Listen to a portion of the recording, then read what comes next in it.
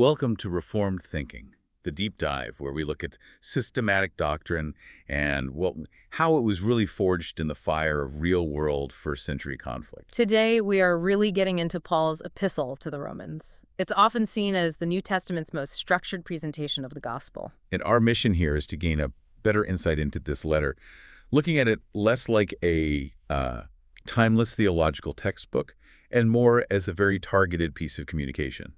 The sources we put together show Paul's immediate reasons for writing, the very specific and pressing historical context of the Roman Church. And how his structural understanding of Christian truth was used to solve immediate practical church issues. Right. And this deep dive into the source material is, I think, really needed because it helps dismantle a common misunderstanding.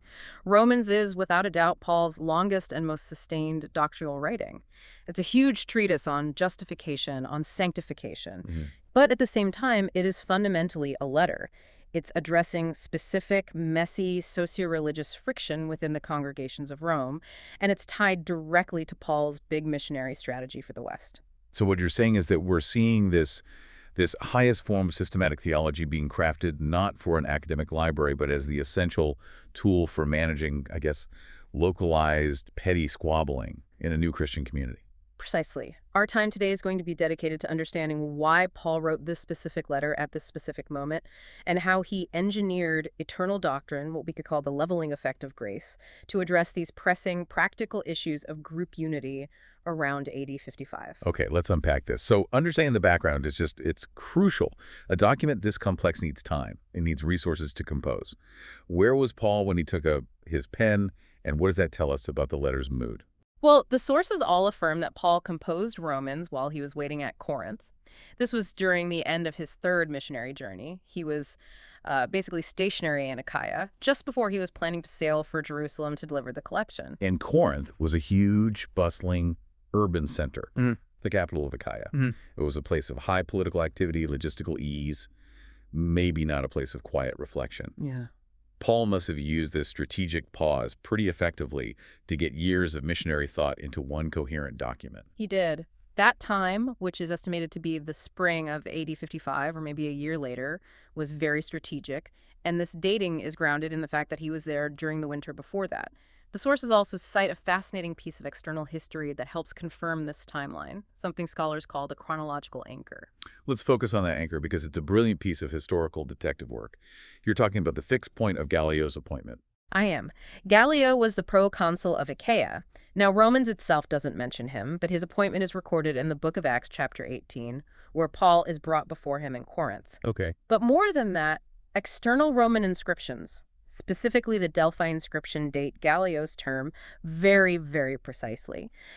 And since we know Paul spent 18 months in Corinth before this incident, and his writing of Romans happened after that, we can accurately sort of reverse engineer Paul's entire third missionary journey. So without that one fixed point, a lot of New Testament chronology would be much looser, much more speculative. That's right. It makes the chronology of Romans one of the most firmly established dates in all of Paul's letters. It's not just a guess, it's anchored to a Roman political calendar. So knowing where and when, we can now turn to the specific details inside the letter that definitively link it to Corinth. Indeed. It's often surprising how many clues ancient authors left behind. The final chapter of Romans, chapter 16, it basically functions as geographical metadata. It proves the letter originated near Corinth and its port region, Cenchrea. There are 3 personal references that really lock this down. The first, and maybe the most significant for how the letter even got to Rome, is Phoebe. She's described as a servant of the church in Cenchrea, which, like you said, was the port city for Corinth. This detail is so revealing because she was the one entrusted with carrying this massive, politically sensitive letter across the sea to Rome. And her role as a diaconus, a servant or deaconess of the church, suggests she held a position of considerable responsibility, trustworthiness. You don't hand a document of this doctrinal magnitude and diplomatic delicacy to just anyone. The fact that Paul mentions her home church immediately ties the document's origin to that Corinthian region. The second name is Gaius. In Romans 16.23, he's mentioned as extending hospitality to Paul. And our sources confirm Gaius's association with Corinth because he's also referenced in 1 Corinthians 1.14. So this suggests Paul was probably staying in Gaius's home during the intense writing process. And the third reference is the most detailed and, frankly, the most fun for historians. Erastus. Paul identifies him not just as a believer, but as the city's director of public works in Corinth. That title, Director of Public Works, that's highly specific. It implies Paul was moving influential, municipal circles within Corinth. A reference like that is stronger than just a simple greeting. It's a timestamp and a location tag built right into the document. It confirms the city of origin. That kind of specificity shows Paul wasn't writing from some secluded hermitage. He was in a political hub, interacting with civic figures. And this all leads us to the unique nature of Romans. It's what we could classify as a dual document. It's part epistle and it's part letter. Why do we draw that distinction? I mean, why not just call it a long letter? Because the content and the structure don't fit neatly into just one of those categories. An epistle refers to formal, systematic, almost treatise-like theological instruction.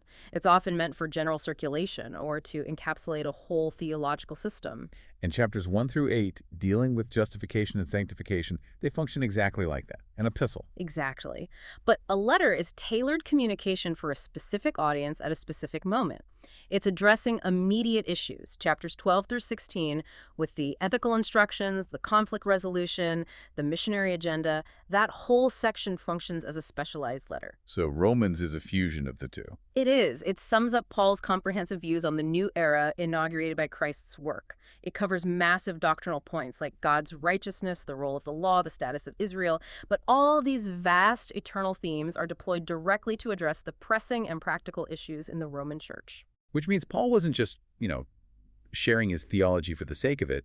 He was building a detailed theological weapon designed specifically to reshape the local day-to-day conflicts in Rome. Its doctrine applied to internal church diplomacy. That's it. If we miss the letter aspect of Romans, we miss the urgency and the driving purpose of those first 11 chapters. So now that we've grounded the document in Corinth, let's try to understand the crisis in Rome that required such a comprehensive doctrinal solution. Correct. Here's where it gets really interesting. The sources are unanimous on this. The crisis was disharmony. It was tension, friction, a lack of unity, and a lack of mutual respect that had developed between Jewish Christians and Gentile Christians within the Roman fellowship. Paul hadn't visited Rome yet, but he received detailed reports of this disharmony from friends, people like Priscilla and Aquila and others he greets in chapter 16 who had recently come from Rome. And this wasn't just typical cultural static, was it? This tension was rooted in a specific recent imperial act that structurally altered the Christian community. We need to talk about the Claudius edicts and the rise of Gentile superiority. That's the pivotal moment. It happened around AD 49. The Emperor Claudius expelled the Jews from Rome. This event is confirmed not just by the Book of Acts, but by the Roman historian Suetonius, who reported the expulsion was due to disturbances fomented by Erastus. The reference to Erastus, which is probably an imperial misunderstanding or a corruption of the name Christ, it suggests that early disagreements within the Jewish community about Jesus as the Messiah had escalated. They had become a civil disorder that the Roman authorities decided to suppress by just removing the entire Jewish population. Exactly. So the Jewish Christians, who were the first converts and likely the original leaders of the Roman Church, since Christianity was first seen as a sect of Judaism, were forcibly exiled. And this created a sudden, complete vacuum in leadership. So for the years they were gone, the local Christian fellowship was forced to continue under Gentile leadership. And this Gentile leadership, lacking that continuity of tradition and maybe understanding, became structurally dominant. So when the edict was lifted after Claudius's death around AD 54 and the Jewish Christians started returning, they found a church that was vastly different from the one they had left. The Gentiles, now entrenched in leadership, had developed an attitude of superiority against their returning Jewish fellow believers. That's a classic case of cultural and religious friction meeting political displacement.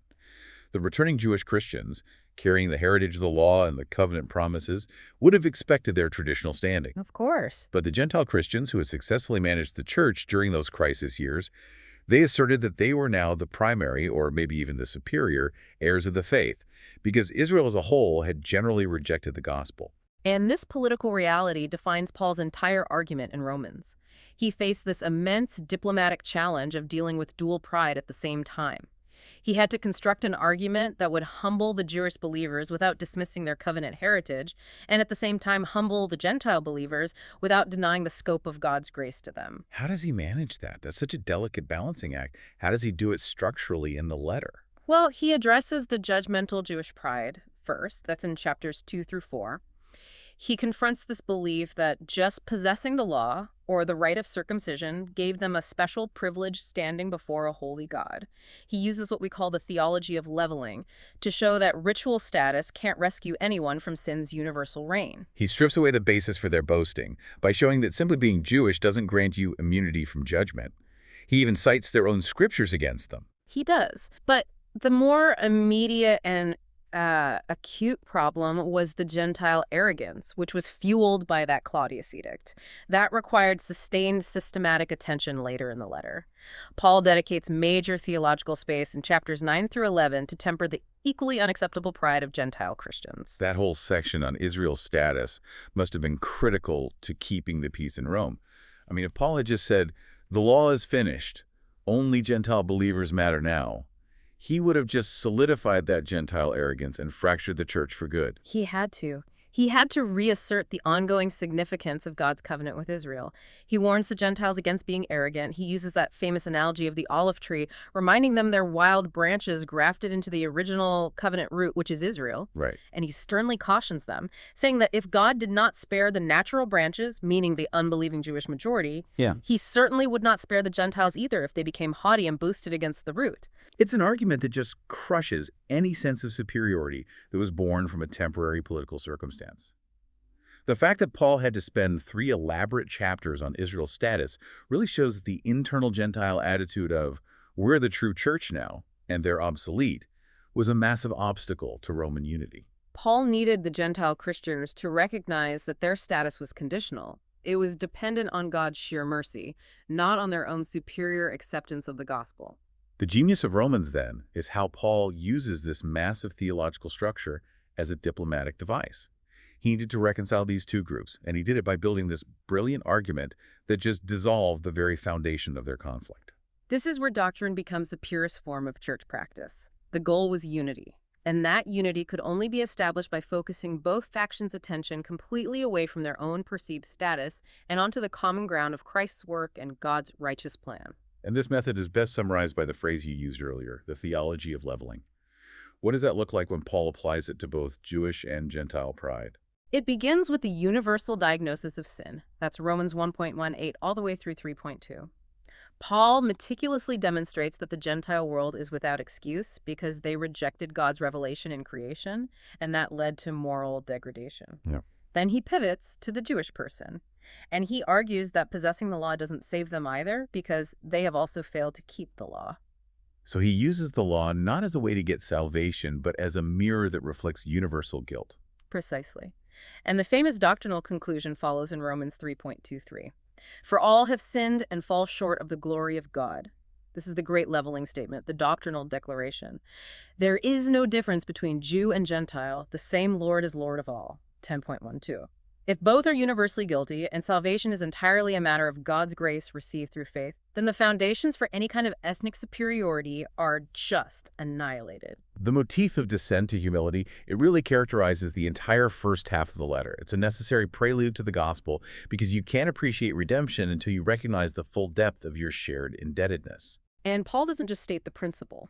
He illustrates it with the ultimate historical figure, Abraham, in chapter 4. This is central to dismantling the Jewish believers' claim to special status through lineage or ritual. Walk us through that Abraham argument, specifically in the context of this conflict in Rome. Okay. So the Jewish believers were asserting that Abraham was justified because he obeyed the law or because he underwent circumcision. Paul refutes this by arguing chronologically. Abraham was declared righteous, God justified him, in Genesis 15.6. That happened before the law was given, and it happened before he was circumcised in Genesis 17. So the very ancestor they were using as proof of their ethnic superiority actually stands as the ultimate Old Testament proof of salvation by faith alone. Correct.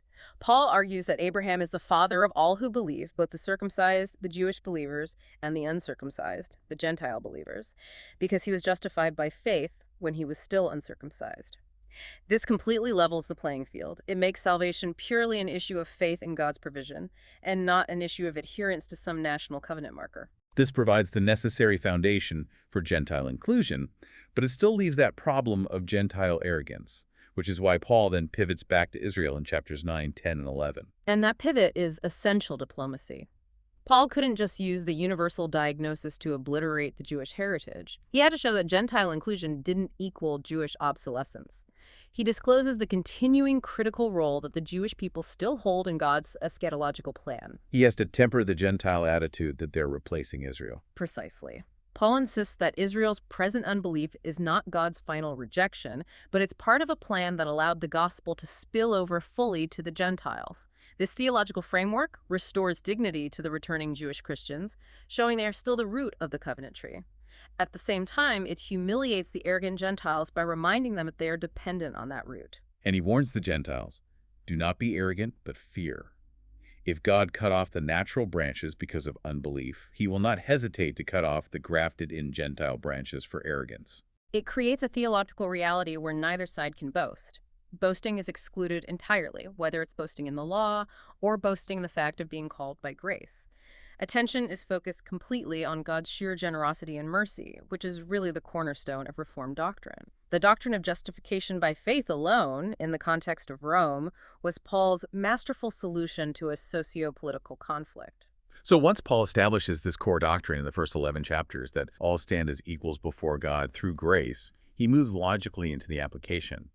The argument shifts from what we believe about God to how we live together as a unified body. Yes. The book of Romans moves from this abstract teaching directly into concrete ethical application.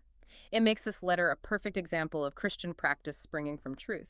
The section spanning chapters 12 through 15 is the action plan. Our sources title it, The Prescription, Faithful Servants in Action. And the central connective thread that links the doctrine to the action is this radical concept of servanthood and humility. Paul declares that the foundation for all their behavior has to be the model of Christ's self-giving generosity. The key statement is Romans 15.3, where Paul declares that Christ did not please himself. This stands in stark contrast to the entire conflict in Rome, where you have Jewish and Gentile factions who are preoccupied with pleasing themselves and asserting their own rights or status. That one sentence completely reframes their internal argument. Paul is essentially telling the Roman believers, you are fighting over your rights while your Lord gave up all of his rights for your sake. He then connects Christ's example directly to their ongoing conflict. He states that Christ has become a servant of the Jews on behalf of God's truth, so that Gentiles could glorify God for his mercy. Christ modeled assistance and fidelity to both groups who are now fighting in Rome. This is the model that moves the Roman Christians away from their self-centered squabbling toward the motivation set by Christ, who aided both Jew and Gentile. So if the head of the church adopted the disposition of a helper for both parties, then the body has to follow suit. This leads directly to these specific servanthood instructions. The practical ethic. What did Paul call on them to do tangibly? He required the divided factions to descend to humility and harmony as fellow helpers in the gospel. This was the concrete application of that leveling theology. Believers needed to look beyond themselves and become servants of one another. And chapter 12 provides the general blueprint for life in community. It's urging the humble use of spiritual gifts and genuine affection, but chapter 14 and 15, they target the exact points of conflict between the two factions. That's where the rubber meets the road. Paul addresses the disputes between the weak and strong believers. The strong were Gentile Christians who understood that, in Christ, they had freedom from ritual law. They could eat meat, ignore Old Testament holy days, and generally live in Christian liberty. And the weak were typically the Jewish Christians, still clinging to old covenant restrictions, unwilling to eat meat that might have been sacrificed to idols, or observing specific days as sacred. So the strong were judging the weak for their piety, and the weak were judging the strong for their freedom. A total mess. A total mess. And Paul's prescription is profoundly practical. He tells the strong believers that they must not use their liberty to cause a stumbling block for the weak brother. They must sacrifice their right to eat all things for the sake of their fellow believer's conscience. So the stronger party, the one who is actually theologically correct on the issue of food, is commanded to limit their own actions, not for their own benefit, but for the good of the person they deem less mature. Absolutely. The strong have an obligation to bear with the failings of the weak, and not just to please themselves. The ultimate aim is clear. Unity is achieved when the community stops seeking to please themselves and seeks to please others as fellow helpers of Christ. Servanthood is the antidote to arrogance. But beyond solving the internal friction, Romans was a letter with a very clear external purpose, right? Paul was not only a theologian, but also a missionary strategist, planning the next major stage of global evangelism. That's right. He used the letter as preparation for his upcoming three-point agenda, which involved moving from the established East to the unreached West. And point one involved heading back east to Jerusalem. This was his immediate task, and he details it in Romans 15. He was going there to deliver the collected love gift, the alms and offerings. This collection was organized from Gentile churches, like those in Macedonia and Achaia, specifically to aid suffering Jewish Christians in Jerusalem. That collection was so deeply symbolic. It was charity, yes, but it also functioned as this physical manifestation of the unity Paul preached. Gentile generosity to Jewish believers, showing their mutual indebtedness in the new covenant. And Paul understood the personal danger involved. He appealed for the Romans to pray earnestly for his successful delivery and, critically, for his protection from unbelievers in Judea. He knew it was a risky trip. Then point two. After the dangerous business in Jerusalem was done, Paul intended to make Rome the essential stopover. He wrote Romans to prepare the believers for his visit, to get their doctrine clear and their internal peace established, making them a safe harbor for him to rest and have fellowship. He needed a unified, doctrinally sound church that was oriented outward. Rome was, geographically and politically crucial. It was the hub of the Western world. It couldn't be occupied by internal arguments if it was going to become Paul's next base of operations. Because Rome wasn't the final objective. The grand destination, point three, was the expansion further west to Spain. Paul intended to travel to Spain to inaugurate new missionary fields. His whole method was to preach where Christ had not been named, and Spain, being the limit of the known Roman world at the time, represented that unreached territory. So the logistical purpose of writing Romans was precisely to enlist the Roman believers' material and prayer support for that Spanish mission. He hoped that after their time together, they would speed him on to new missionary fields. He was seeking partnership, their resources, their spiritual backing, their logistical assistance to push the gospel frontier. He encouraged the Romans to get on with the work of evangelizing the world and to strive together with him in prayer so this mission could be accomplished. The internal peace established by the theology of leveling was the necessary precondition for any kind of global outreach. And finally, a detail from the sources provides a deeply ironic conclusion to all of Paul's hopeful planning. It does. Paul asked the Romans to pray that he might come to them by God's will and safely. He certainly intended to visit Rome as a free man, a missionary strategist on the move. However, as documented later in Acts and tradition, he ultimately visited Rome as a prisoner. That irony is, well, it's just profound. Paul made meticulous three-point plans, he enlisted prayer support, wrote 16 chapters of careful diplomacy to ensure his safe passage and logistical aid, and yet his path was dramatically altered. It just underscores that even the most well-laid human strategies are ultimately subject to the sovereign will of God. And while Paul arrived in chains rather than in freedom, he still managed to accomplish the task of using Rome as a base. He preached the gospel to the imperial guard and even reached members of Caesar's household, a success that perhaps a free missionary could not have achieved with the same reach. So what does this all mean? I think it solidifies the understanding that Romans is a comprehensive theological treatise and a letter written for a specific occasion. Paul applied the doctrine of justification by grace, which levels all humanity, as the essential tool for church diplomacy to solve that Gentile-Jewish crisis triggered by the Claudius edict. And this internal resolution was, in turn, a prerequisite for the church to support Paul's external missionary logistics aimed at Spain. We see that the core truth of the gospel, that all stand equally as debtors to God's mercy, was delivered not as an academic abstraction, but as the direct antidote to arrogance and status-seeking within that community. And the application was a call to self-denying servanthood, modeling Christ, who relinquished his own prerogatives for the sake of the conflicted body. The thoroughness of Paul's leveling argument. It ensures that human boasting is excluded entirely and redirects focus onto the sheer grace of God. It does. And if Paul found it necessary to construct this elaborate 16-chapter argument, using the detailed example of Abraham and the sacrificial model of Christ's servanthood to correct cultural and circumstantial pride in a church he hadn't even met yet, what does that indicate about the constant vigilance required against arrogance in Christian fellowship today? Perhaps we should consider that the greatest systematic theology ever written was fundamentally designed to make us kinder, more self-effacing neighbors.